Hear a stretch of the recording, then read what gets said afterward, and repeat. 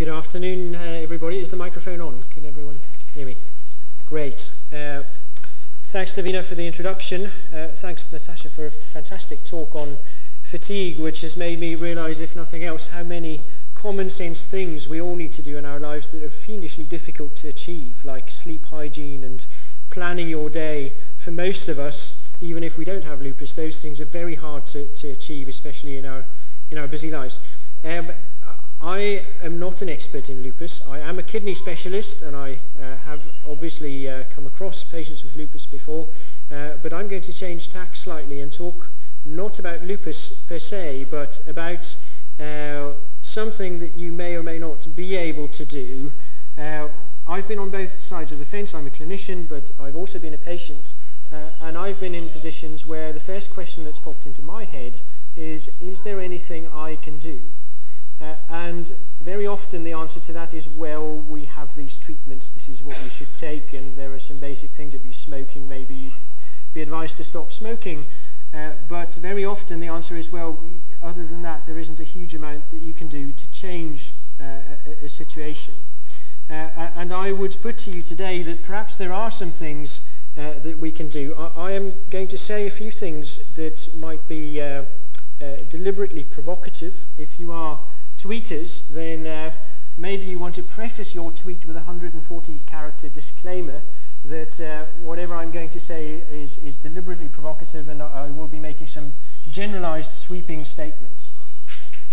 So research, by and large, is done by the pharmaceutical industry or by academic researchers who spend their lives doing nothing but research. Very often they work on one particular area of research. Over the last 15 years or so, however, there has been a lot of talk about patient involvement in research. I wouldn't be at all surprised if many of you in this room have been approached by researchers who are doing studies or planning studies saying, can you tell us what you think about this particular research study? And in various ways, people are asking for you to be involved in research. So, by and large, there are three groups that have an interest in research. I've put at the top, the order doesn't particularly matter, but I've put at the top industry because most of the research that happens looking for new treatments in any condition is driven by the pharmaceutical industry. That is partly because it requires a lot of resource, and there aren't very many places that you can find that resource. Then, as I've mentioned, we have academic researchers who live in universities and spend their lives working on their particular area of choice. And then we have patients, and sometimes patients are involved with research, sometimes they're not. Sometimes it might mean participating in a trial, sometimes it might be giving an opinion on some materials. But all three of these groups, I would argue, have the same question when they think about new treatments, and that is, does it work? But perhaps what these groups mean by that question is not the same. So if you're in the pharmaceutical industry, then if this works, what you really mean when you say does it work is perhaps will it sell? And if you say will it sell, what you really might mean by that is can we make a profit? Because ultimately, if you're in industry, then you have responsibility to your shareholders to make money, and at some point in the argument that does come into the considerations. As I said at the top there, that I am generalizing, and there are exceptions to this. In terms of academic researchers, the questions that academics most commonly ask are, does it save lives, so will it make you live longer? Or does it change the extent of organ involvement or organ function? So thinking about kidney function, for example, can we reduce the burden on the kidneys? Can we reduce the number of patients who will need dialysis treatment, for example? So those are the kind of questions that academic researchers most commonly ask. And in the NHS, a very present question is, can we save money? Because if we come up with a new treatment that is going to be unaffordable, then naturally that's not going to be particularly helpful, and NICE might say, well, we're not going to pay for that because we can't afford it, and if we pay for that, we have to reduce what we spend on other parts of healthcare. Now, you'll know better than me what you mean when you think about whether something works or not, but by and large, my impression is that most people want to know, will it make me feel better? or will it help me live better? And it has been surprising to me that very often patients might say, well, if it's going to make me live 6 months longer, then that's not so important to me as whether it's going to help my pain. So different people have very, very different perspectives on research, and I think that's worth remembering. There is, of course, overlap, so some academic researchers live partly in industry and vice versa. Industry works with academics, but maybe this is not the only way for us to work. Now this comes up very small. I've put this up just to, where's my pointer? So this is some research about research. And just to orientate you, this is a survey of research studies. So at the top there you have commercial trials, and then there are 3 different coloured boxes. The grey box is drug and vaccine and biological research. So these are new drugs. Then the yellow box is things like radiotherapy, surgery and devices. And then the little white box there is other. So when you look at commercial studies, so the things that industry do, the vast majority of these things are looking for new treatments. And those are things that, as I've said, are likely to sell and will make at least some profit. In terms of non-commercial trials, so what they mean by that is these are studies that are run by academic researchers. Some of these relate to drugs. A larger proportion of them relate to other things such as devices or surgeries. And then there's a larger box of other, and in this category of other would be things like qualitative research, so things that have to do with quality of life or lifestyle intervention or exercise or such like. And when you look at patient and clinician priorities, so if you ask patients, if I ask everyone in this room, what are the most important things to you, then most of those things fall into that category of things that make me feel better. The point of this is that there is a mismatch. So the vast majority of research does not seem to focus on the things that matter most to patients. And this is a conundrum that the NIHR and the NHS has been thinking about for the last almost 20 years now. And when the NIHR started in 2006, involving patients in research to try to begin to address this and make things a bit more relevant, and make sure that when the research is done, at the end of that, the answer would be useful, has been put at the heart of organisations such as the NIHR. So the NIHR and NHS England state very plainly that patient and public involvement is important to help improve all aspects of healthcare, because otherwise we might ask the wrong question. So this little diagram is really borrowed from politics rather than healthcare research, but this is called Arnstein's ladder of public involvement. If you start at the bottom here, there are let's start with the 2 extremes. So at the bottom there, you have a situation where whoever's in charge manipulates the people. And then at the top, you have a situation where the people are in control. And then there is a range of different levels of involving people in decision making.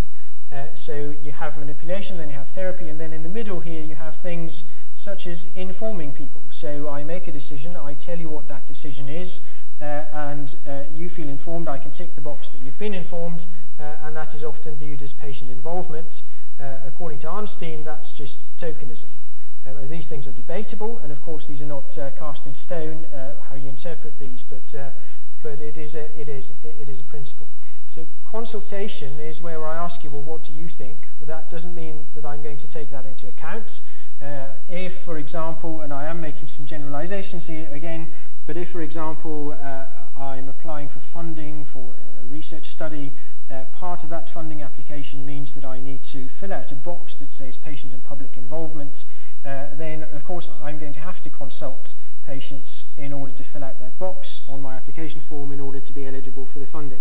That doesn't necessarily mean that I'm going to take that into account. Most people would, and I am generalizing, but I'm just sketching the scenarios here. Placation, and then we get to the top where you begin to get to the sort of area where there is actually a partnership emerging, or something that's very unusual in healthcare and in healthcare research, where you have delegated power, or where you say to people, well, why don't you take this on, why don't you do this? or what would you like to do, and that drives the agenda. And in healthcare research, we find examples across this entire spectrum. Most, I would argue, fall into this category here, and only a small number of projects fall into this category at the top. When people look at research and do research about research in the context of the NHS, most projects that fall into this category are tiny little projects that have funding of up to £10,000, maybe £15,000. So really small projects and very much underrepresented. So I would argue that there are other ways of doing this, that it is possible for patients to be involved in more concrete ways in research, and perhaps to drive what sort of studies happen and make sure that those studies are more relevant to the sort of battles that you fight every day when you deal with lupus. So the question is, what are the options? How can I be involved, and where do I start? The first thing is that you're here today, so you are interested in learning more about the condition. You have established contact with Lupus UK, and of course organisations like Lupus UK do enormously valuable work in terms of informing, providing support, networking and such like, and directly supporting research. So that is one way of doing it. Within the NIHR, there are other options as well. There's an organisation called NIHR Involve. Has anyone come across Involve or been involved with Involve? No. So NIHR Involve is a group that's funded by NIHR, and their purpose is to promote involvement or to provide information about how you might get involved with research. So there is a whole spectrum. It may be a matter of proposing an idea.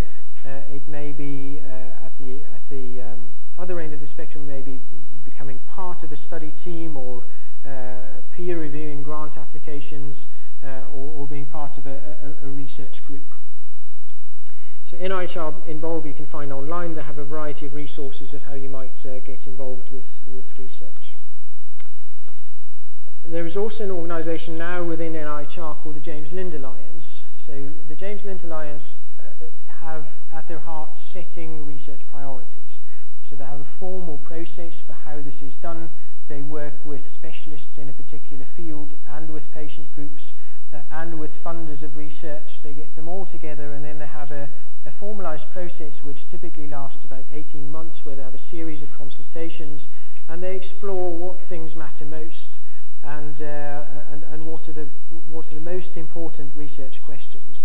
And typically then they publish a top 10 list in a particular area of what are the most important research questions. So they have been very influential over the last 10 years or so. They have set priorities for about 30 different disease areas in the UK now. I don't think they have considered lupus. Sheila, you're not aware of, I'm certainly not aware of a priority setting exercise in lupus. So that's James Lindt, and patients can certainly get involved with priority setting partnerships if they happen to be relevant to you. Most local areas within the NHS now have a research design service. So this is a service funded by the NIHR which helps people who want to do research to design good research and to design relevant research. And most of the local research design services also have a patient involvement group. Is anyone here involved with an RDS service? No. Okay, so there is a local RDS service in most regions. Most hospitals also have a PPI initiative or a PPI group, PPI standing for patient and public involvement. You may feel that you need more expertise or more information about what research is, how it works, before you can get involved, and there are organisations that provide training for folk who want to learn more about research. Perhaps the best known one is the European Patient Education Organisation, or EUPATI. A downside of this is, of course, you can do courses with them, but you have to by and large pay for doing that course, and for most people that is difficult. One of the things I want to tell you about today is a new initiative which is really an experiment that we started in Cambridge called the Patient-Led Research Hub, which really emerged from the recognition that there was a bit of a gap here. So although I'm a nephrologist, I work in the Cambridge Clinical Trials Unit and I do my own research, but I also work with researchers who contact the Trials Unit and say, we have a study which we would like to do. And very often what we find is people say, well, I have to apply for a grant in a few weeks' time. What do I put in the PPI box? And at that point, late stage, patients have not yet been involved in research, certainly in the design of the study. And then it becomes a form of tokenism, essentially asking folk, well, what do you think of the patient information material? Sometimes that's all that's required, and certainly for very technical studies, maybe that's all that is possible. So that's not necessarily a bad thing, but it became clear to us in the trials unit that maybe there was a gap here and that the patients weren't being involved enough in deciding what sort of things we research. Before I talk about the Patient-Led Research Hub, just to remind you, so the NIHR Involve website has a lot of information about patient involvement, and one of the things just to mention that some people worry about is if I do get involved, if I have to travel to meetings and such like, well, who's going to cover the cost of that? How is this going to work? There is now national guidance with the NIHR, so NIHR Involve have this document, what you need to know about payment, and there are agreed fees that you would be eligible for. So if you contribute to a research study, or if you're on the steering board, say, for a study, then attending those meetings, all of travel costs and such like will be paid, and there's also an hourly remuneration fee that's recommended by NIHR and by and large is being applied. So being able to fund attendance of meetings and the like shouldn't be an obstacle if it's something that you're interested in doing. So just a couple of words again about the James Lindt Alliance. So as I've said, they set sort of top 10 priorities, and when folk have looked at what happens to that list of priorities, it turns out that many of the top priorities, so if you look at the top 3 priorities in all of the previous James Lindt priority setting exercises, then very often some of those top priorities do not actually get researched. Because let's imagine a situation where you went through that exercise as a patient group with lupus and people agree that the top priority is fatigue, for example. The next step is, well, where do I go from there? Will anyone in industry be interested in doing a trial that looks at the effects of treatments on fatigue? That is very unlikely. I'm not aware of a precedent for that. It's a very difficult thing to measure. So in a study, how do you measure fatigue and how do you determine whether fatigue is improving or not? So very often industry do not necessarily pick up those questions. It's something I'll come on to shortly. A study that the Patient-Led Research Hub has taken on is about how much water should I drink. Naturally, that's not something that you're going to ever make a profit from. So sometimes industry would not be interested in researching those priorities. If industry isn't interested, then you need someone with expertise in doing research to take on that particular question. You may not find someone who has the time or the interest in taking that forward. And that does seem to be borne out when we look at how many priorities actually then go on to be researched. So this just tries to summarize what I've already told you, which is that this is the sort of standard workflow of how patients are involved in research. So you start with an idea which comes from either industry or the academics. There might be a clinical need or a particular interest or a commercial opportunity. Then people generate a research proposal, and at that point, patients or the public are involved, and people say, well, we have this study, will you agree to it? What do you think about the consent material and so forth, and maybe the follow-up visits and so on. But the actual research proposal is pretty much done and dusted by the time that patients are typically involved. So what we said with the Patient-Led Research Hub is, well, what if we tried turning the whole business on its head? What if we said, well, let's start with the questions that patients have, and we involve patient organisations such as Lupus UK, and then we try to provide the expertise necessary to turn this into a research study. Because of course the problem you can imagine having if you have a research question, it's a good question, but how do I now move forward with this? How do I turn this into a research project? I may not have the necessary expertise. So we said, well, what if we have a group that has the expertise to do research, but has no research agenda, so not researching any particular disease area or any particular question, and we make that expertise available? Can we then turn those good questions into research studies? So what we have started doing is if an idea is put forward, we look at the feasibility of, is it possible to do a study such as that? Sometimes you might find that the study is enormously will need to be enormously large. Maybe you need 200,000 patients in order to see whether the treatment will work, or that's never going to be feasible. So there are situations when there are questions that you can't actually technically answer. But very often the question is a good one. It may be possible to do the research. It may just not be possible to find anyone to do that or to help with that. So what we then propose to do is, if we agree that it is possible to answer that particular question, then we decide, well, is it best staying with us, or is there anyone else that would be better placed to research that? There might be other researchers who have a particular interest. And then the idea is to put together a proposal for funding jointly with the patient proposers, or perhaps the patient organisations such as Lupus UK, and then to apply for funding in the normal way to, for example, the NIHR.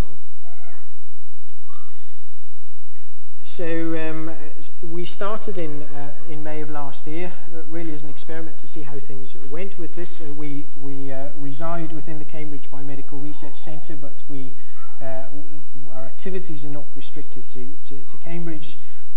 So the Cambridge University Hospitals partners house the clinical trials unit. Within the clinical trials unit is the patient-led research hub, and we have expertise across a range of fields that deal with clinical studies, people who do trials, people with statistics expertise, health economics expertise, research governance expertise, and so on. And then the idea is that folk who have a good question, or any question for that matter, contact the patient-led research hub, and we make all of this available to have a conversation about whether this is a problem we can perhaps try to solve. Sometimes it might be outside our field of expertise, and then we contact people who know a lot about this particular area, and we involve them in the discussion. And then if that does look possible, then we set up a project, and the hope is that patients will remain part of that project to the extent that folk wish to do so. For some people, they might be busy professionals. They may not have the time, frankly, to do this sort of thing, but some people want to remain involved, and we'd certainly very much welcome that. So I've put up this summary just to give you a flavour of what might be possible. This is what's happened in the last year or so. So we've had 18 formal inquiries. Of those, the initial assessment, 13 of those proposals look to be potentially feasible. So 10 of those have been fully assessed. I'll go straight down to the bottom just to give you some examples. So we now have 2 active research projects. One has come from the PKD charity, so this is polycystic kidney disease. It was a very simple question that the patient group had for a decade. How much water should I drink, doctor? No idea, no one's done the study. The study hadn't been done partly because it is technically very difficult to do. How do I measure how much I drink? How do I measure whether I'm at target, if I have a certain fluid intake target? So that proposal is now a feasibility trial. So we've just started recruiting to that study. We've managed to get some funding from various groups for that. So from between May of last year and now, that has been turned into a research project. It's not something that was aligned with any particular group or their interest, although many people have had this question, it's just never been done. To give you a different example, there's a condition called Gittelman's syndrome, where the kidneys waste potassium into the urine. The potassium level in the bloodstream can be very low. That can be dangerous because your heart needs the right sort of level of potassium to beat normally, so sometimes the heart can even stop if the potassium level is too low. Patients with Gittelman's syndrome contacted us and said, well, what would be really useful is to have a little monitor, a bit like diabetics have, that you prick your finger, you measure your blood glucose. Why can't we have this for potassium? Such a simple question, none of us had ever thought about it, and when we looked, it turns out that no one had done this before. So we've managed to get a bit of funding from Kidney Research UK for a pilot study, and we're working with some chemists now who are beginning to look into miniaturizing some technology that can actually measure potassium. It's not the sort of thing that we ever thought that we'd be working on, but that's partly the beauty of it, is you think about things that you wouldn't otherwise have considered, really important questions that are actually not that hard to do and just haven't been done before because of the way that the whole system is set up. So we've had two proposals that have been related to other projects that we've become aware of that were happening anyway, so we have linked those groups up with the projects that were being developed, one in kidney transplant rejection, one in a pregnancy-related condition called preeclampsia. There was one proposal that was very clearly aligned with a group in Newcastle who do research in that area that we referred on to them. I mean, that makes sense for us to do that. There are other conditions, other proposals that we're still working on. It takes quite a lot of time to work up some of these things. So typically, from having an idea to getting the point of starting a research study will be a couple of years, and part of that work will be feasibility. So that's just a sort of an overview of what we've been up to. One of the really striking things that we've noticed is that the majority of proposals have to do with how people feel. So very many groups have asked us, can you sort out fatigue? We have pain, can you fix the pain? And those they're actually very challenging questions, not only to deal with personally, or to find treatments that work, but also to research technically, because it is difficult to do studies in that area. So those are things that we are beginning to work on. We are specifically actually thinking about fatigue, not necessarily related to lupus only, but in general, and how we research fatigue. So we're hoping to make some progress there. So with that, I think I will conclude. We do have a page on the Cambridge University Hospital's website where you can read a bit about the Patient-Led Research Hub. Laura Mader, I think, is in the order. Laura, where are you? Oh, there's Laura at the back. So Laura works in the Patient-Led Research Hub as well, and Laura's around. So we have a Twitter, Patient-Led Research Hub at _Cambridge. But we're happy to take any suggestions or proposals, no matter how weird you think they might be, or what a crack-brained idea you think it might be. Nothing is too silly, and sometimes these things are really important and are relatively straightforward to do. So that's that. I'm happy to take questions if there are any. Thank you very much.